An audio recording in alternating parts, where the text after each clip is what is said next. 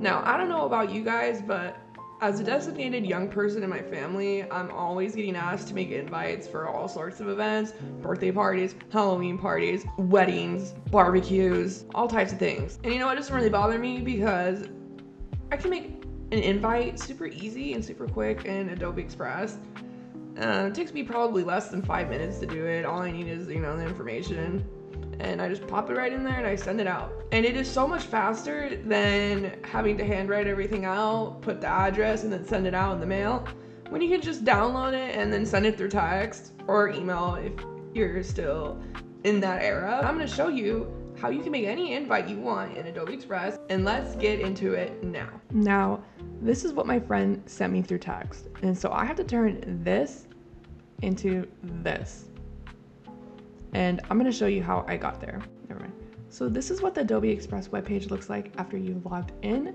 Here we have so many options that it has already loaded for us, but for now we're just gonna go up here where this purple circle is, click on it, and we have all these different documents we can choose from, but for now I'm just going to choose the pretty basic square. I like the square size because it's very easy to read when you send it out through text. When we load it in, we can see on our left it has already preloaded some templates that we can choose from, and there are so many templates and they are so cute, and you can definitely choose one if you want to and just edit the text, move things around if you'd like, but for now I'm just going to start from scratch.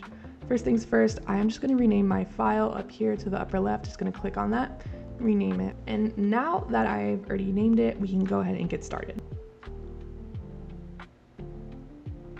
I'm just going to go over some things here on the left hand side. Here you have your stuff. This is just where all your Creative Cloud files are going to be located.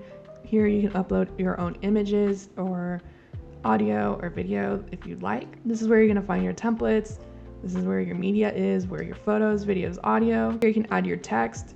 They already have some preset text if you want to choose those, but you can always customize your own by clicking right here. And I'm just going to go ahead and click that. Right now, it already preloaded in the basic default font. And now that I have that in, I'm looking at this and it looks so basic. So I'm just going to go over here and I want to change the font style. And I can do that by looking right here. So looking right here, this is the name of the font. And we could change the font by clicking right here where this drop down arrow is. And it brings us to all these fonts that we can choose from. There are some. And all these fonts, and if none of these fonts really call out to you, you can just hit more fonts. It'll load you to some more you can choose from and download. But for now, I'm just going to choose one that I want from here. And I think I already know which one I want, and it's going to be this one. So here, when you look at your font options, you can customize the font to however you'd like. And so you can change the text color right here where it says fill, just hit it. I'm going to change mine to a red, and right here where it says outline, this is just, of course, as it says, the outline of the font. And of course, just like anything else, you can change the color as well if you want it to be a different color. I'm just going to leave mine black right here. You can even change the thickness of it. For now, I'm just going to leave mine the way it is right now. And I kind of want the font to be bigger, so you can change the font size here, or you can pull in. And right now, I don't like this white background. It looks pretty basic. So you can change the background color of your document anytime. You can go up here where it says background color, and just like changing the color of your font, you can pick any color you want. I want mine to be pink since this is going to be a Valentine's Day party. And now that I have it pink, so now I think I want to add some graphics in here. So I'm going to go to Elements, and I'm just going to search up hearts. And here we can have icons, shapes, backgrounds, but I'm just gonna go look for design assets and see what's here. So I've explored what is in our elements. Of course, there are so much more there, but for now, I just wanna see what's going on in media. And I'm just gonna search up heart balloon, and I'm just gonna choose the one that I like. The difference between loading in a photo from media versus elements is that most of the time, these photos will not have a transparent background, or they will just have a solid background. We can see that it has a white background, and don't worry because we can remove those backgrounds very easy with one click. When we load that in and we select our image, there are options up here that we can choose from. And I'm just gonna hit remove background, and it has removed our white background, which is exactly what I wanted. I think I'm just going to add the information that I want to, and then I'll go ahead and customize it a bit.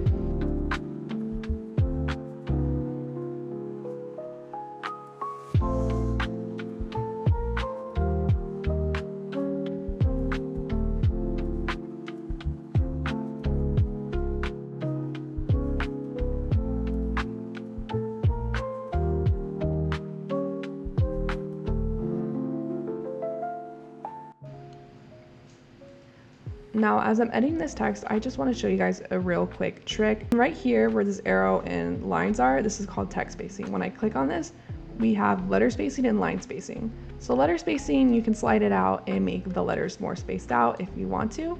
For now, I'm just going to keep it pretty close.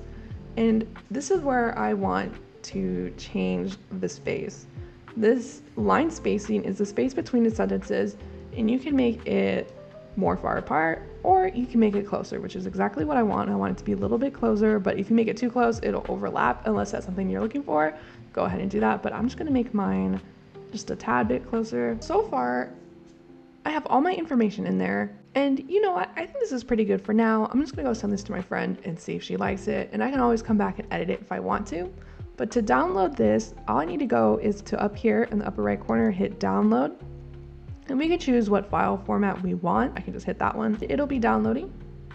And now I have it downloaded and I can send it out. And so that was how I made my party invite using Adobe Express. It is pretty easy. Once you download it, you can just have it on your phone, you can send it out. And so this is what the invite looks like on my phone now that I've downloaded it. And once it's on my phone, I can just go ahead and send that out through text. It is that easy, that quick, and it doesn't take much of my time.